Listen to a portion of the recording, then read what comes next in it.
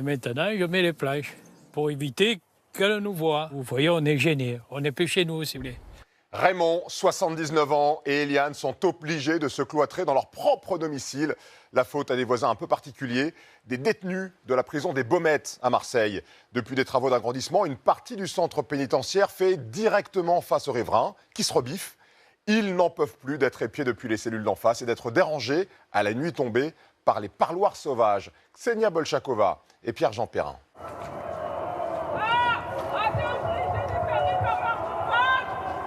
On n'est pas content pour les parloirs, hein?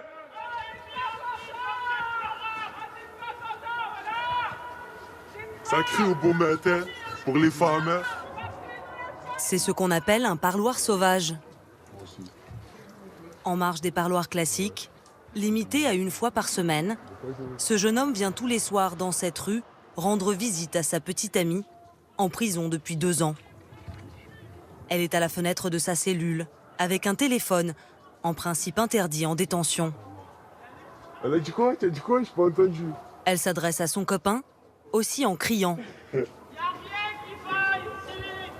On a juste les douches et les plats en plus. Non, on n'a pas le choix. Tous les soirs, on doit être là, présent. C'est comme si tous les soirs, on rentre à la maison. Avant de rentrer à la maison, on doit passer par là. Pourquoi c'est important pour elle de vous voir ici, en fait? Pourquoi le téléphone, ça suffit pas? C'est comme si vous êtes marié, votre mari. Il doit vous voir. Moi aussi, c'est important de voir ma femme.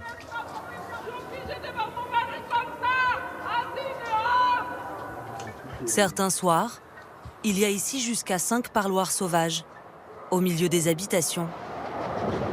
Je m'en fous, moi, des voisins. Ils sont contents, ils sont pas contents, ils déménagent. Le nouveau bâtiment des femmes, ouvert il y a 1 an, est à quelques dizaines de mètres des maisons. Et voilà, c'est une honte, elle vous a dit. La sortie, c'est sûr! Jamais les riverains n'avaient connu de telles nuisances. Regardez la pêche!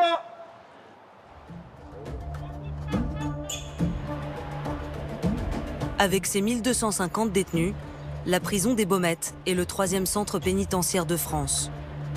Il y a 5 ans, une partie des bâtiments historiques, délabrés et insalubres, a été rasée, remplacée par ce complexe qui a coûté 75 millions d'euros. Les Baumettes 2. Avant, l'essentiel des cellules était tourné vers la falaise et la prison ne se voyait presque pas. Aujourd'hui, elle dépasse largement le mur d'enceinte. 4 étages sont en vis-à-vis direct avec les maisons du quartier. Coincés dans cette vallée, au milieu d'anciennes carrières où les sons résonnent et se répercutent. Un cauchemar pour les habitants qui se claquemurent chez eux. Raymond, 79 ans, est un natif du quartier. Pour lui, vivre à côté des Baumettes n'a jamais été gênant. Mais les choses ont changé depuis que les cellules des prévenus donnent directement sur son jardin. J'ai cimenté mes petits poteaux là, et maintenant je mets les plages pour éviter qu'elle nous voie. Surtout, vous voyez, on est gênés. On n'est plus chez nous, si vous voulez. Tiens, je t'ai porté un verre de coca. C'est Eliane, son épouse, qui lui a demandé d'installer cette palissade de 2 mètres de haut. Rien que de cette planche que tu viens de mettre, ça nous protège bien. Déjà, ouais. On va être beaucoup mieux. Le couple ne supportait plus d'être observé et interpellé par les détenus. Elle se parle, elle nous parle, ça dépend du caractère qu'elles ont. Elle nous dit bonjour, il fait beau aujourd'hui, ou alors elle nous invective, pourquoi tu manges ça, tu vas pas manger devant nous, qu'est-ce que tu fais là, rentre chez toi, voilà. Raymond et Eliane vivent ici depuis 52 ans. Ils ont passé leur vie à retaper un ancien cabanon pour en faire la maison de leurs rêves à l'entrée du parc national des Calanques. Mais fini la vue sur la garrigue. Ce coin-là est condamné. Et fini aussi les bains de soleil dans cette partie du jardin. J'ai essayé l'an dernier, c'est absolument pas possible. Pour quelle raison? Tu as qu'un maillot à te mettre, pourquoi tu mets toujours le même? Et qu'est-ce que tu lis aujourd'hui? Et bon, vous vous sentez tout le temps épié, regardé, commenté. C'est pas agréable, hein. C'est pas agréable du tout. Autre problème, les voitures. Devant la prison, il n'y a pas de parking visiteur. Les jours de parloir, il peut y avoir jusqu'à 200 familles de détenus. Elles se garent souvent en double file et gênent la circulation. Toutes ces nuisances ont fait chuter le prix de l'immobilier dans le quartier, moins 30% en moyenne. Allez, viens. Viens. Christian s'est installé ici en août dernier.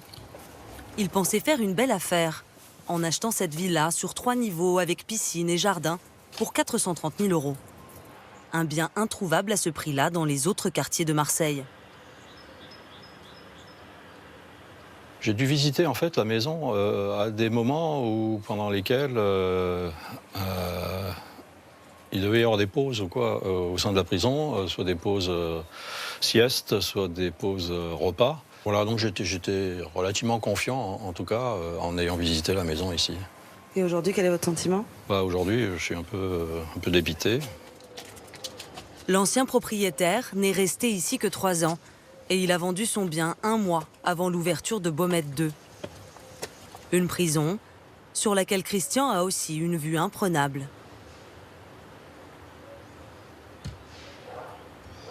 On perd quand même un grand morceau de son capital dans lequel on a quand même investi.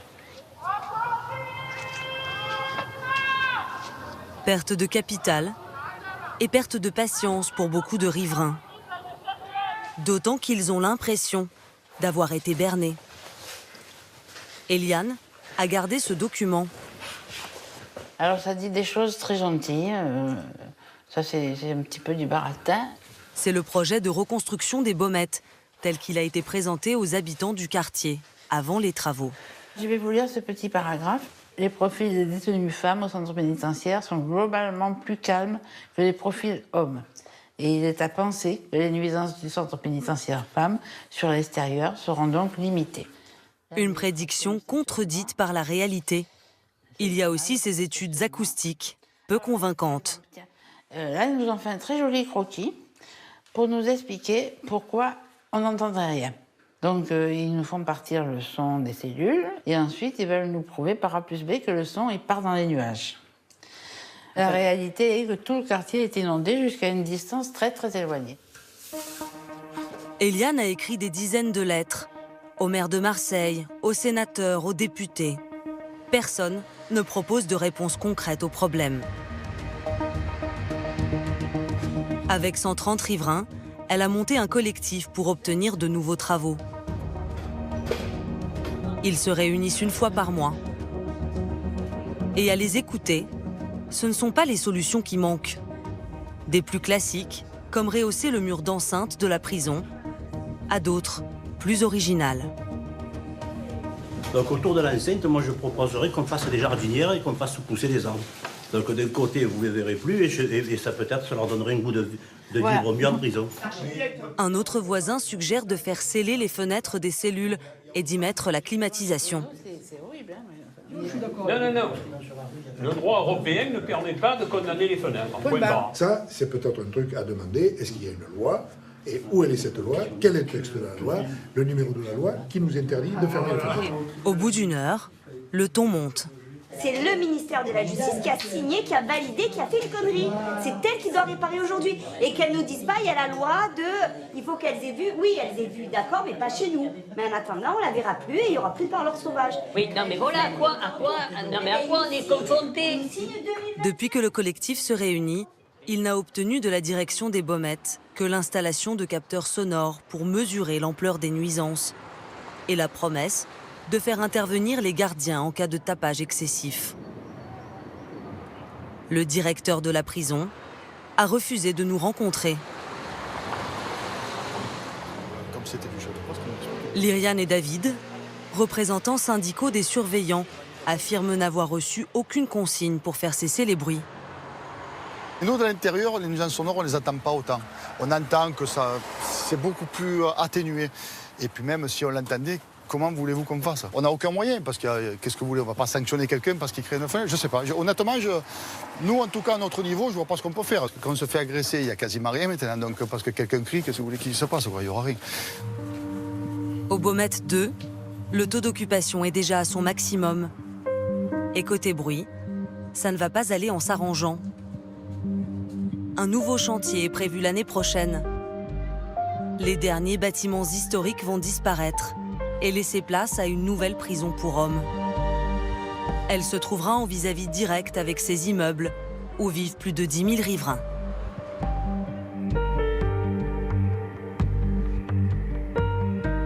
Au début de notre tournage, lorsque nous avons filmé le parloir sauvage, nous étions accompagnés d'Eliane.